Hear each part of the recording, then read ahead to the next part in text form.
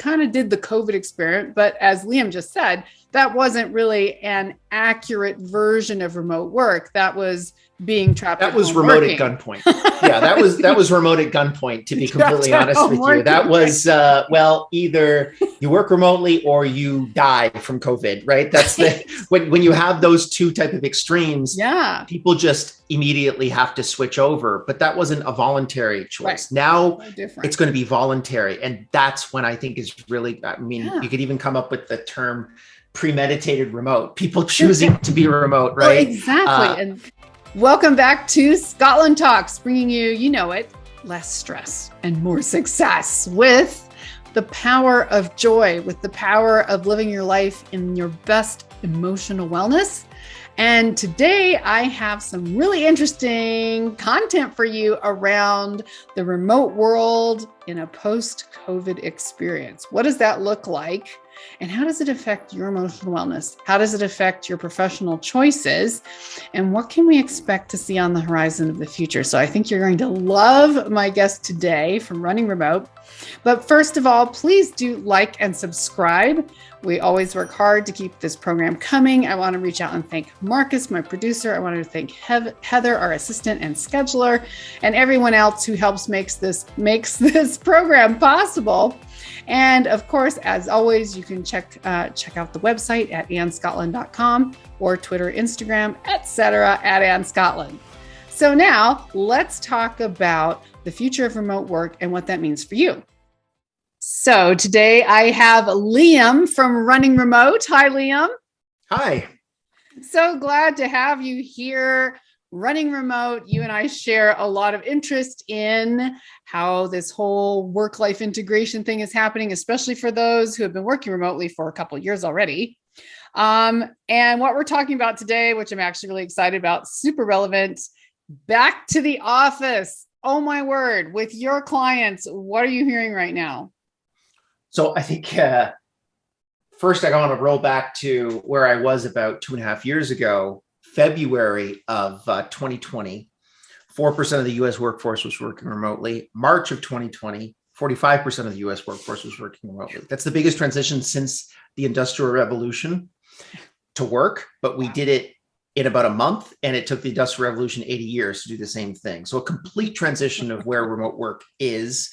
And we're currently sitting at about 33% of the US workforce currently working remotely, with 2.5% unemployment rate, and only 10% of people saying they are working from home due to COVID. We're effectively at the bottom of that number. So now we're really kind of seeing, well, this is the real new number, which is approximately 30-ish% of the US workforce will be working remotely for probably the rest of their careers. And the implications of that are going to be absolutely ginormous. The economic implications, all the corporate leases that are no longer going to be in place, the environmental impacts of that, how many people not actually commuting every single day to work is going to create a positive feedback loop for the world. But I think the biggest one is how many employers are still asking their employees to come back to work. And I'm seeing almost everyone that I talk to that's saying, oh, the employees have got to come back to the office. It really boils down to, unfortunately, something that I call charisma bias, which is a really problematic issue that I think a lot of people need to kind of have a deep look inside themselves and figure out, am I doing this for the company or am I doing it for myself? Yeah, such a good question. And so let's split that up into two parts, actually, because I'd love to explore this a little bit more. So one, first, I'll give you both questions and we'll start with why are employers so diehard set on getting employees back in the office? And then two, we'll come back and I want to discuss what people's feelings of pro and against are. So what are you seeing as the reason employers are feeling so strongly about it? So very difficult conversation to have with a lot of employers because I don't know if you've ever encountered the 7 whys. So it's somewhat of a Socratic method of questioning to be able to figure out how to get to the core of an issue. Yeah.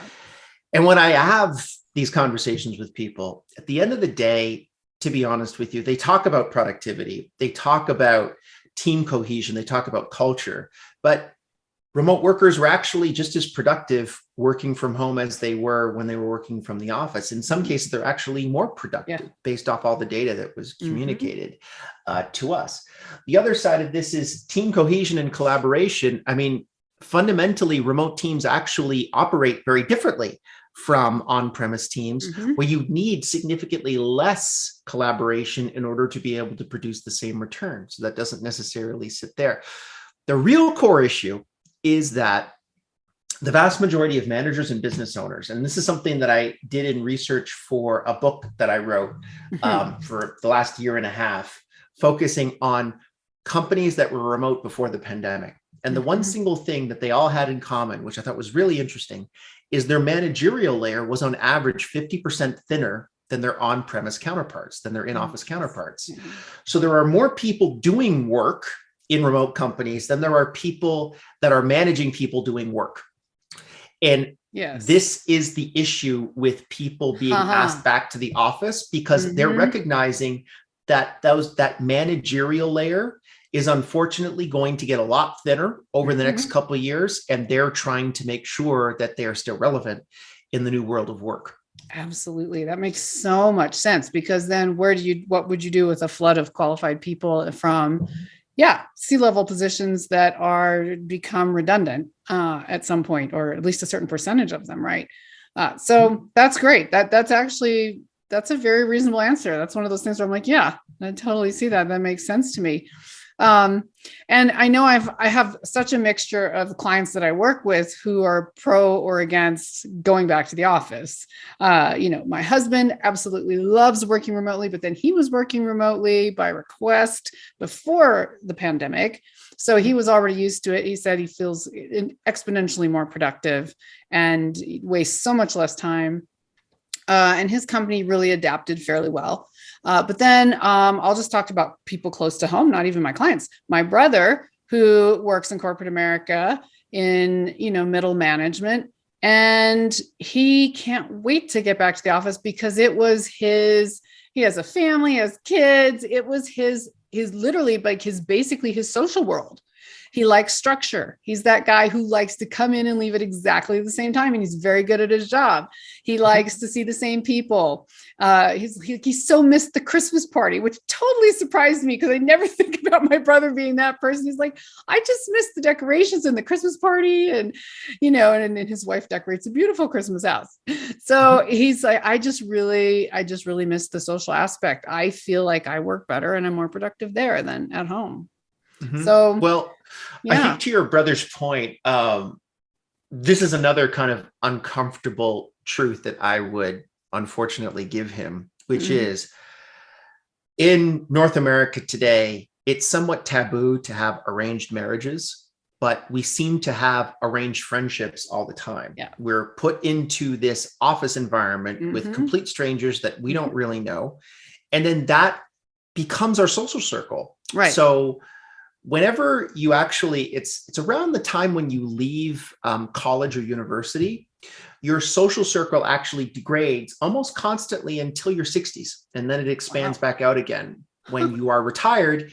And you're forced, by the way, to go out and create social connections that are outside of your work world.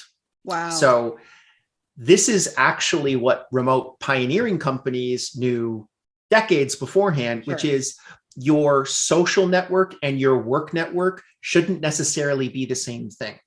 So what I would suggest to your brother is get out there, interact with other people. I know it's uncomfortable to be able to meet new people, but this is really one of the biggest things that I personally see as a huge advantage towards remote work. I have friends of mine that have nothing to do with my work world. Yeah. And it also creates a really good situation for the individual worker to be able to say, you know what, I really hate working at this job. I hate working in this company, but man, Anne is great. And I don't want to leave this company because my work wife, Anne, lives there or is there, right? Right. And so you hear that constantly. All of those connections effectively will be disconnected, and people will end up finding jobs that they're really passionate about if they just disconnect their work world from their social world. That is so interesting.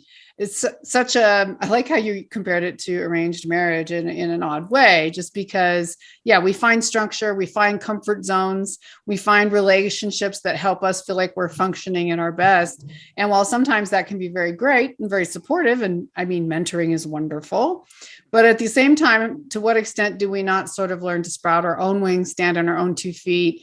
Do you want to grow and expand in your life, not just professionally, but also socially, which I know that, even during the pandemic, he got a lot more involved in his community in, safe ways that he could interact with people, his community, his church. He had a little more time. And, so I see that, and I've seen that trend happening a lot. And I'm sure you have too, where people are starting to spend more time in their local community. There's the mass exodus from many of the cities. So many places that have, and I'm in one, I go back and forth between 2 places right now. And one of them is very rural in a beautiful, beautiful mountain area where I couldn't have done that even a few years ago. So people are just like, let's get out, let's do it. And then you're in a smaller town, perhaps. You get to get really involved in the community. You get to hold roles you wouldn't have had otherwise. And it kind of exhilarating to feel needed and useful outside of work, not just inside of work. And I know that some of the sociologists that I've read articles and listened to in recent months do also feel like that's going to be a really healthy thing. Absolutely. I think that the small city is really the spot to be in the next decade. Mm-hmm. So any mayor that's listening right now, or any city councilor that has a town or city of approximately 100,000 people with a university inside of it and an airport that connects to an international hub that has, great outdoor lifestyle. They can ski, they can hike, they have a lake that they can get access to. And also the university provides an environment where you can get access to yoga studios and coffee shops and all those types of things. Those are really the areas that are going to flourish, because you're going to see a massive amount of remote workers that end up coming to those locations. There's a great program in Tulsa, Oklahoma, where they'll actually pay you $10,000 to come to Tulsa if you work remotely. So if you work out of state, they'll pay you $10,000 cash to come to Tulsa, and you have to live there, I think, 1 year. So at the end of that year, they give you a $10,000 credit on your taxes. That's incredible. And they know something that not many people really know at this point, which is pulling in those remote workers. It's a net addition to your city. So you're not actually taking jobs away from anyone else. You're effectively actually taking jobs away from another location like New York or San Francisco or LA, Los Angeles. Whatever, Right. So then you're bringing those net new dollars back inside of the local economy. Wow. Yeah, that makes so much sense too. And so many opportunities. And I mean, it's scary for a lot of people to see so much dramatic change happening in such a short time, but also kind of exciting. And I mean, you mentioned the Industrial Revolution, and I'm a huge history buff. So I was just like, yes, this is one of those great sociological shifts that we'll get, kids will get to read about in another 10 or 20 years, right, in textbooks. Like, what did that look like and how did it really change the world? So when you are talking to people who are working remotely and are going to stay working remotely, say they do have the option to stay, what are you finding are their greatest challenges? And I ask that, of course, from an emotional wellness perspective, but also in general. What is it that they're still finding the most difficult, if anything, about, say, working remotely 100%? So I think the biggest one is dependent upon how their company is working remotely. So there's 3 general categories. There's completely remote, there's hybrid, and there's back to the office. In the United States right now, about 60% of people are working hybrid, with about, as I said, 30% working completely remotely, and then the rest working in an office. And the hybrid has a unique problem inside of it. The biggest one being distance bias. So it's a phenomenon that, ironically, the closer that you are to the manager or the decision maker inside of an organization, the more your ideas get adopted inside of that organization. So for the remote workers that are actually jumping on a Zoom call inside of the boardroom and doing their presentation, and everyone kind of says, hey, we're going with Anne's idea. And then Anne says, amazing, thank you very much. And she drops off of Zoom. 5 minutes later, Liam might pop up to the decision maker and say, listen, Anne doesn't know what she's talking about. This is what we need to do instead. And then the next morning you wake up and say, wow, I thought I was doing my project. Why am I doing Liam's project? It's because of those undocumented conversations. It's those conversations that exist close to the decision maker. And unfortunately, what that creates for Anne is either A, I need to move into the office to actually move ahead inside of the organization, or B, I'm going to go find another job somewhere else that's actually completely remote. Right. Well, what about those C-level positions? I mean, how many of those are wanting to rush back into the office? I know you said yes, because they want their own job retention, or they at least want the choice. But, how much of management seems to be okay with working remotely?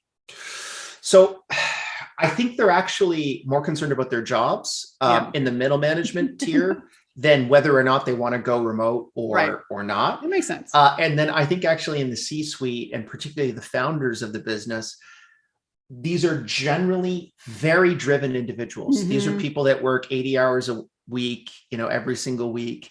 And I think, and they're also generally more egotistical than the average person that you would meet on the street.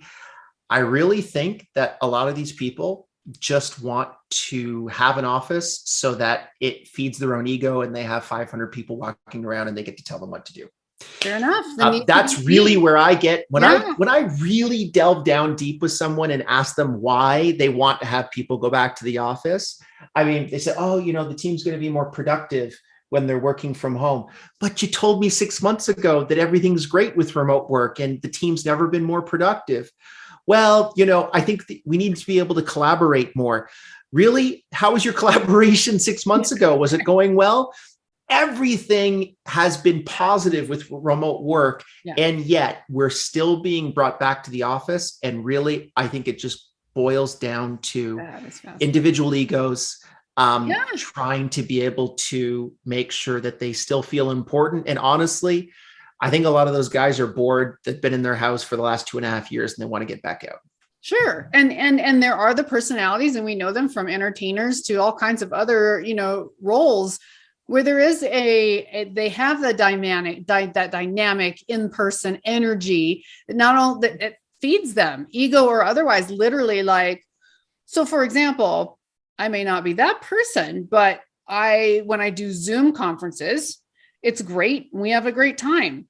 When I'm in person with real people, it's like I go into an element that I can't even tell you what's going to happen. Like I just go, something happens in that space, which is why now, instead of doing little trainings all the time, I'm trying to do more big events, retreats, where you kind of get that enjoyment, you get that energy, and then you can go back and be remote for another couple months and you're fine. But that absolutely makes sense to me. And it's interesting too about remote work. So for example, this is kind of interesting because this is just my own personal experience just recently. So for the most part, I've worked remotely and then gone into on location as needed for the last decade. But even recently, and maybe this is a weird reverse COVID thing, and I've always loved working from home, working remotely. It gives you the ability to travel. I was traveling recently and I had to do some podcasts and some other things. So I had to go rent, like a WeWork space out. And I was like, it had been a long time since I'd really been in sort of that environment, like for several days in a row. I'm like, oh, there's coffee in the kitchen. There's no dishes. There's no barking dogs. There's no family member knocking on my door in the middle of a call. And I feel so productive here. And I told my husband when we got back home, I was like, I have to find out if we have one of these nearby, because I might just want to go a couple days a week just to kind of have that full immersion, super high productivity experience. And everyone's different, right? Everyone has a different focus level, but It's Well, I think that interesting. actually Everyone's boils shaking down. it up. Yeah, that boils down to two things. Number one, I think what you have is you're a relatively charismatic, extroverted person. So you need that type of feedback in your Yeah. environment to be able to work Just see effectively. people is fun too. Yeah, but then the second part of this, which I think is even more important, is a lot of people are confusing work from home from remote work. So Sure. we were all working in an office, Yes. and then all of a sudden we started working from home. That's not actually remote work. That's not at least the remote Sure. work that I've experienced for almost 2 decades. Mhm. Remote work is I can work from home, I can work from an office, I can work from a co-working space, I can work from a coffee shop, Yes. I can work in Bali if I want to on the Yes. beach from a laptop. By the way, don't try working on the beach with a laptop. You get a lot of sand in The your glare is computer. bad too. The glare is bad too. But it's the freedom and autonomy to be able to work wherever you want, whenever you want. And that's the real promise that remote work was, at least before the pandemic. So I think as we move from pandemic to endemic phase, we're really going to see the reemergence of remote work. And Yeah. for those people that are thinking right now, like, man, yeah, I don't like it that my husband and my kids and my dog are bugging me all the time. Just wait a couple more months till you're freed from home and really starting to experience true remote work. Right. So globally, as the COVID rules are, as things become more loose and less restrictions, then finding a new lifestyle, maybe you don't have to have 5 days of childcare if you're a professional woman or man, but maybe you work from home 2 days and you have 3 days of childcare, and maybe you have that in the home or maybe outside the home, but like finding the new normal, whatever that is going to be. But so takes me to my last big question. And then I want to talk a little bit more about specifically what you're doing right now, which is, what is the future looking like? What are the trends that you see on the horizon that people might not be anticipating yet? So I think when we look at the methodologies inside of remote work, almost everyone that I spoke to when we transitioned from in office to remote in March of 2020, they were asking me questions like, should we use Slack or Microsoft Teams, or should we use Zoom or Google Meet? Right. Unfortunately, those are not the right questions to ask. If you're asking those questions that you don't actually know what questions you need to ask to get the answers that you need to be able to support a remote team. So it's actually changing the methodology in which you manage people.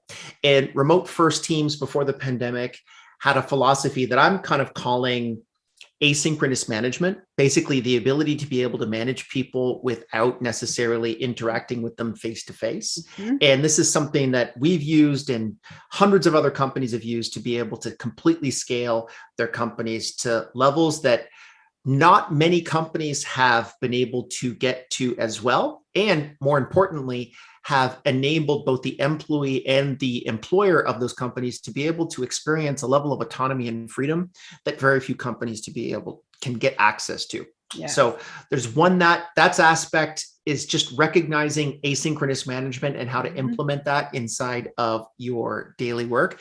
And then I think also too, what's coming down the pipe is really recognizing that remote work is not going away. It is not a nice to have anymore. It is table stakes for the vast majority of workers. Inside of that statistic that I told you about, 33% of people working remotely, 75% of people making more than $100,000 a year are currently working remotely. So the rich people are working remotely.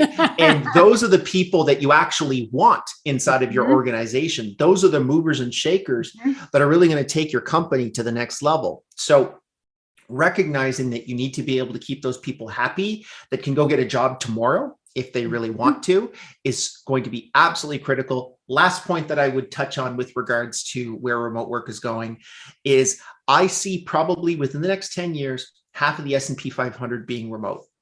I think that when you look at companies now, there's just one example that I'll touch on. There's a company called Coinbase, which is a cryptocurrency wallet. And it debuted at a $141 billion IPO at number 89 on the S&P 500. And that company, for the first time in the history of the SEC, they were allowed to state that their headquarters is nowhere. And the reason why they said that is because they said anything else would be a lie. So we're going to see many, many more of these companies that are actually able to scale their organizations quickly and easily using asynchronous remote work. And I'm quite excited about seeing that, but recognize that if you currently don't have that type of skill set, you need to learn it as quickly as possible. Yeah. And I think this is a really great message for our viewers and listeners too, which is, normally you're hearing me talking about what brings you joy, what brings you emotional wellness. So there's a lot of change going on. And what side of that change do you want to be on? Is this the time to make a transition, a big one? Is this the time to stay in the job you've been in for a while? And what kind of questions, because things are still formative, that's what I would say, that's what I see. Mm-hmm. What kind of questions do you want to ask your management, or what kind of questions do you want to ask your employees? And what kind of experiments can you do within your organization to try various things? I mean, we kind of did the COVID experiment, but as Liam just said, that wasn't really an accurate version of remote work. That was being trapped. That was remote at gunpoint. Yeah, that was remote at gunpoint, to be completely honest with you. That was, either you work remotely or you die from COVID, right? That's when you have those two type of extremes, people just immediately have to switch over. But that wasn't a voluntary choice. Right. Now it's going to be voluntary. And that's when I think is really, you could even come up with the term premeditated remote, people choosing to be remote, right? Well, exactly. And that's that opportunity again to kind of take, keep your finger on the pulse of what's happening in the industry. Read what other companies are doing, talking to your management, talking to your employees, deciding if you want to change. Is this the time to change? My brother, hi bro, my brother said, if our company decides to go 100% remote, I'm going to look for another job. Because for him, his happiness and productivity in the office is related to being in the office. And so he's like, I hope they don't. But that's different for everyone. So how is it? Find what works for you. This is a really unique opportunity. I mean, I bought a second place out in the middle of nowhere during COVID because I was like, this is a really unique opportunity. No one can get mad at me for not being at this location or that location. I'm going to make a run for it. And once they realize 2 years later that things have gone very well professionally, they're not going to be like, you must come back this minute. Of course, I'm also my own employer, but it does make a bit of a difference. So Liam, I do want to talk a bit about something that you're doing right now, running remote, which tell us more about running remote and how that can help us and the companies we're involved with.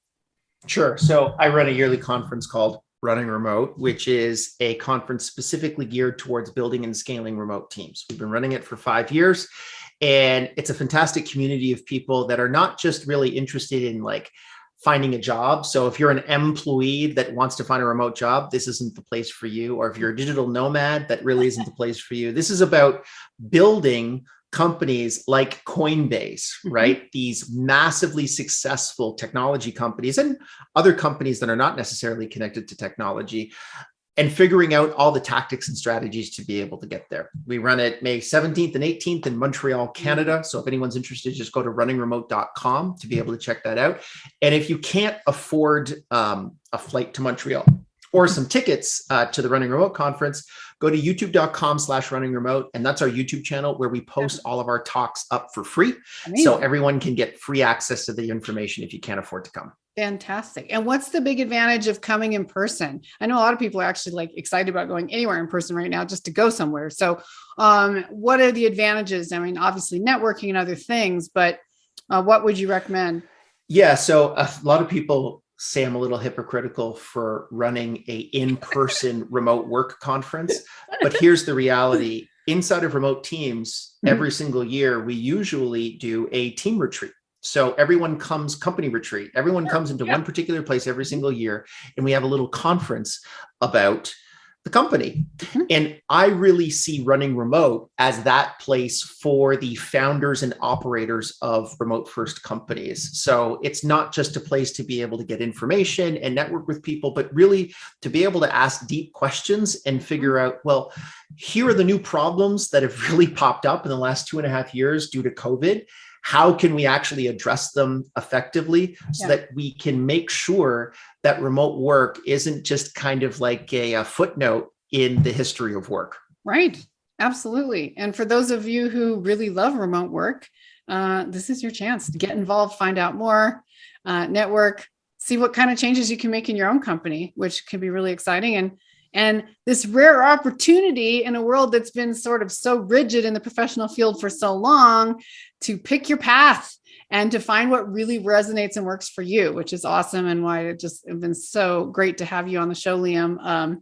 Just helping us to walk through this and see what the trends in the future may hold as well. So tell my viewers and listeners where they can find out more about you. And I think you already gave the Running Remote URL, but what other information where can they find you? So runningremote.com is probably the best place. And again, the YouTube channel is youtube.com/runningremote.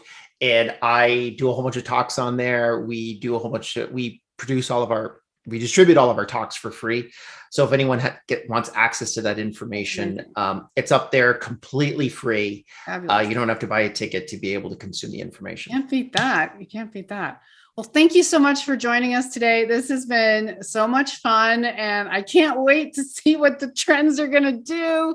And I'm sure we will be talking again in the future. So Liam Martin, everybody, thank you so much for being here, Liam. And I will be talking to you sometime in the near future about what's happening with Running Remote. Thanks for having me. All right, take care. Thanks again for joining me here on Scottlin Talks. We appreciate it. Stay tuned for more amazing content starting next week. And you can check out all of our past episodes on Scottlin Talks at andscotland.com. And you can also check us out on YouTube if you haven't already. And if you prefer just listening, we are on a host of amazing audio-only platforms, Apple, Spotify, you name it. So you can check out the website and find out where those are playing as well. Thank you again, and we'll see you again next week. Have a joyful day.